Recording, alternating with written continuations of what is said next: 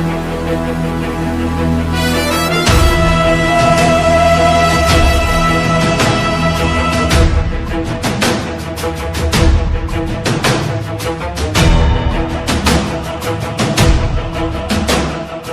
ஆர்கானிக்கின் இனிய காலை வணக்கங்கள். நான் உங்கள் கௌதம். இது நம்ம வச்சிருக்கிற தக்காளி தோட்டத்தை பற்றி பார்க்க போகிறோம். இந்த தக்காளி வந்துட்டு டிசம்பர் 13 நடவு பண்ணியிருக்கிறோம். இப்போ நடவு பண்ணதுக்கப்புறம் இது 10 நாள் ஆன பயிர். 10 நாளில் இந்த பயிர்களோட வளர்ச்சி எந்த அளவில் இருக்குதுன்னு பாருங்கள். இதனோட அளவு பார்த்திங்கன்னா 2.5 அடி பார் போட்டுறணும். செடிகள் வந்துட்டு 2க்கு 2 இடைவெளி வைக்கணும். ஜிக்ஜாக்காக வைக்கணும். 5 அடி கேப் வைக்கணும். இதனோட அளவு நம்ம ஏன்னா தக்காளி ராமன் ஐயாக்கிட்ட வாங்கியிருக்கிறோம். அங்கே கொடுத்த ட்ரைனிங்கில் இந்த அளவு சொல்லியிருக்கிறாங்க. உங்களோட வசதிக்கு தகுந்த மாதிரி வைங்க. இது 15 நாள் ஆன பயிர். இந்த 15 நாளில் இந்த பயிர்கள் எப்படி ஊக்கமாக வளர்ந்துருக்கு பாருங்கள். களைகள் வந்துருச்சு. ஸோ முடிஞ்ச வரைக்கும் நம்ம களைகளை அப்புறப்படுத்துறதுக்கு வேலைகளை துவங்கிடணும். ஏன்னா களைகள் இருந்ததுன்னா தான் பூச்சி தொல்லைகள் வரும். இப்போ இந்த செடியில் பார்த்திங்கன்னா ஒரு 15 நாளைக்கு அப்புறம் ஆள்களை விட்டோம். இப்போ களைகள் எடுக்க ஆரம்பித்தாச்சு.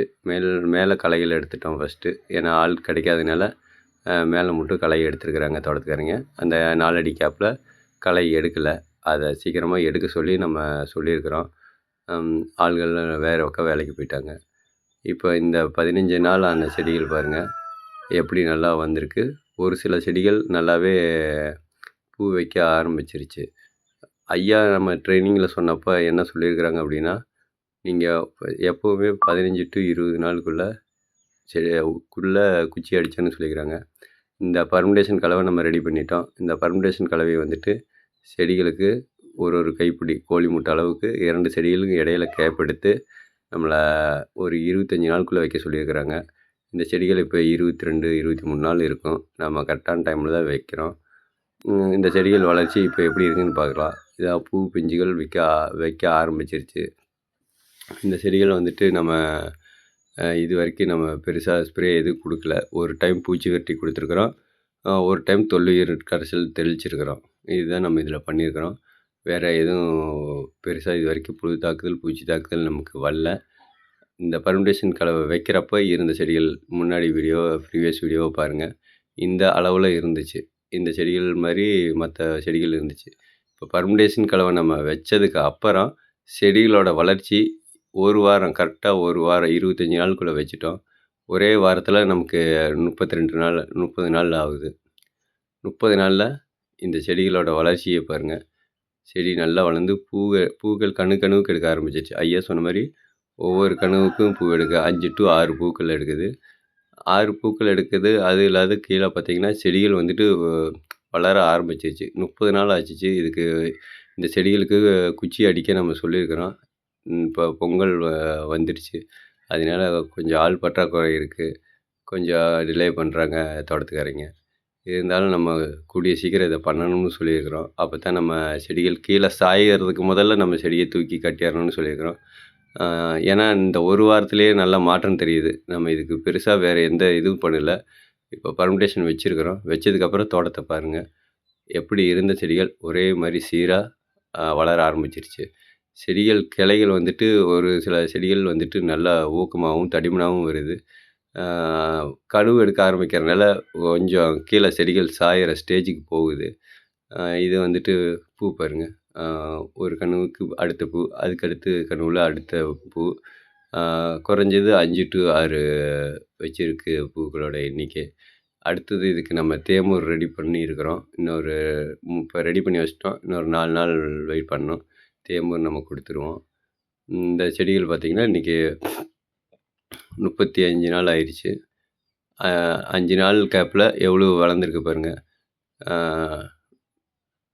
மேலே இந்த பூக்கள் எல்லாம் காயாக மாற ஆரம்பிச்சிருச்சு. இப்போ தான் குச்சியை எடுத்துகிட்டு வந்திருக்கிறாங்க. 30 நாள் அடிக்க வேண்டியது 35 நாள். இன்றைக்கி ஆல்மோஸ்ட் 38 நாளே ஆயிடுச்சுன்னு நினைக்கிறேன். இப்போ தான் இந்த பாருங்கள், இந்த செடியை பாருங்கள், நல்லா தெரியும். காய்களே வச்சிருச்சு. செடிகள் வந்துட்டு வெயிட் தாங்க முடியல. அதனால கீழே விழுக ஆரம்பிச்சிருச்சு. செடிகள் அப்படியே தரையோடு படுக்க ஆரம்பிச்சு. இப்போ வந்துட்டு இதில் என்ன பெரிய சேலஞ்சுனா, இந்த குச்சியில் நட்டு அதுக்கப்புறம் கீழே விழுந்த செடிகளை திரும்ப நம்ம தூக்கி கட்டணும். அதுவும் இல்லாத இந்த களைகள் பார்த்திங்கன்னா, நான் ஆரம்பத்துலேயே சொல்லியிருந்தேன் அவங்கள களைகள் எடுக்க சொல்லி. பொங்கல் வந்தனால களை எடுக்க ஆள் கிடைக்கல. 1 வாரம் எல்லாமே லீவு. குச்சியில் அடிக்கிறதுக்கும் லேட்டு. அதனால இந்த களைகள் வந்துட்டு டாமினேட் ஆகி வளர்ந்துக்கிட்டே இருக்குது. செடிகள வந்துட்டு எந்த அளவுக்கு பாதிச்சிருக்கு அப்படின்னா, பாருங்க. நல்லா இருந்த செடிகள் பூச்சி தாக்குதல்னால இலைக்கருகள் வந்து செடிகள் வந்துட்டு இறக்குற ஸ்டேஜுக்கு போயிடுச்சு. இதில வரைக்கும் இந்த தோட்டத்தில வந்துட்டு ஒரு 100 செடிகள இலைக்கருகள் வந்த செடிகள அப்புறப்படுத்தியிருக்கிறோம். பாருங்க. இது வந்துட்டு இப்போ குச்சி அடிக்க ஆரம்பிச்சிருக்கிறாங்க. இன்னைக்கு 42 நாள் ஆயிருச்சு. 42 டூ 45 நாள் கிட்ட இருக்கும். இப்போ தான் குச்சி அடிச்சு சரடு கட்டிக்கிட்டு இருக்கிறாங்க. அந்த சரடு கட்டுற இதுதான் பார்க்குறோம். நம்ம சரடு கட்டுனதுலேயே நெறையா பிரச்சனை இருக்குது. ஏன்னா நான் ஆரம்பத்திலேயே சொல்லியிருந்தேன், குச்சிகள் செடிகள் கீழே சாஞ்சதுக்கப்புறம் குச்சி அடித்து அதை எடுத்து கட்டுறதுல சிரமங்கள் இருக்குது. செடியை திரும்ப நம்ம வளைச்சி தூக்கணும். அதில் பல சேதாரங்கள் இருக்குதுன்னு சொல்லியிருந்தேன். அதை நேரில் பாருங்கள். இதை பாருங்கள், இந்த செடியில் பார்த்தீங்களா, எடுத்து கட்டுறப்போ கிளையெல்லாம் உடைய ஆரம்பிச்சிருக்கு. ஏன்னா அது தக்காளி வந்துட்டு ரொம்ப மென்மையான பயிர். அதுக்கு தகுந்த மாதிரி இன்னும் ஆனால் களைகள் வந்துட்டு அவங்க எடுக்கலை. செடிகள் பாருங்கள் இப்போ தான் கட்ட ஆரம்பிச்சிருக்கு. இன்னும் இந்த தோட்டம் முழுக்க கட்டணுங்கிறப்போ நமக்கு இன்னும் 4 டூ 5 நாள் ஆகும். ஏன்னா ஆள்கள் இல்லாத ஒரு 4 ஆள்கள் வச்சு தான் கட்டிக்கிட்டு இருக்கிறோம். இன்னும் இந்த சைடு ஃபுல்லாக இருக்குது பாருங்கள். நம்ம ஒரு 35 நாளைக்கு முதல்ல இந்த தோட்டம் எப்படி இருந்ததுன்னு பாருங்கள். அதுக்கப்புறம் இந்த தோட்டம் இப்போ எப்படி இருக்குது. இதில் வந்துட்டு நம்ம வேறு எந்த ஒரு இதுவும் போடல. நியூ ஆல்கி கொடுத்துருக்குறோம். நம்மளோட இடுபொருட்கள் கொடுத்துருக்குறோம். இப்போ பூச்சி கட்டுப்பாட்டுக்கு பர்ஃபெக்ட் ஒரு டைம் தெளிச்சிருக்கிறோம். ஏன்னா இலைக்கருகள் வந்துச்சு. அதுக்காண்டி இலைக்கருகளுக்காண்டி சூடோமோனாஸும் பேசிலஸ் சப்சிடிஸும் இது 2ம் கலந்து ஒரு டைம் தெளிச்சிருக்கிறோம். ஸோ நம்ம கெமிக்கல் இல்லாத 100% ஆர்கானிக்காக கொண்டு வரணும்னு நம்ம ட்ரை பண்ணிட்டுருக்கோம். இதில் எந்தவித சமரசமும் இல்லை. அது இல்லாத நம்ம இந்த தோட்டத்தை நம்ம பராமரிச்சுட்ருக்குறோம். கெமிக்கலில் பண்ணுற அளவுக்கு நம்ம ஈக்குவலாக இதில் பண்ண முடியுங்கிறத இந்த தோட்டத்தில் நம்ம ப்ரூவ் பண்ணுறதுக்காண்டி ட்ரை பண்ணிட்டுருக்கோம். கண்டிப்பாக சக்ஸஸாக பண்ணுவோம். என்ன சில வேலைகள் மட்டும் கொஞ்சம் ஆள் பற்றாக்குறையினால லேட் ஆகிட்டுருக்கு. இலைக்கருகள் பாருங்க அந்த ஏன்னா இந்த இலைக்கருகளை கண்ட்ரோல் பண்ணி இந்த களைகளை எடுக்கணும். அதுக்கப்புறம் இந்த குச்சியில் அடித்து இழுத்து கட்டி இந்த செடிகளை நன்கு பராமரிக்கணும். இது ரொம்ப சேலஞ்சான விஷயந்தான். ஆனால் பண்ணணும். கண்டிப்பாக ஆர்கானிக்காக பண்ணி கொண்டு வரணும்னு நம்பிக்கை இருக்குது. இது அடுத்தடுத்த வீடியோஸை நான் எப்படி இந்த தோட்டத்தை பராமரிக்கணும்னு போடுறேன். கண்டிப்பாக உங்களுக்கு இந்த வீடியோ பிடிச்சிருந்தா சப்ஸ்கிரைப் பண்ணுங்கள். உங்கள் ஃப்ரெண்ட்ஸுக்கு ஷேர் பண்ணுங்கள். நீங்கள் 100% ஆர்கானிக்காக ஒரு விவசாயத்தை செய்யணுங்கன்னா நம்ம சேனலை ஃபாலோ பண்ணுங்கள்.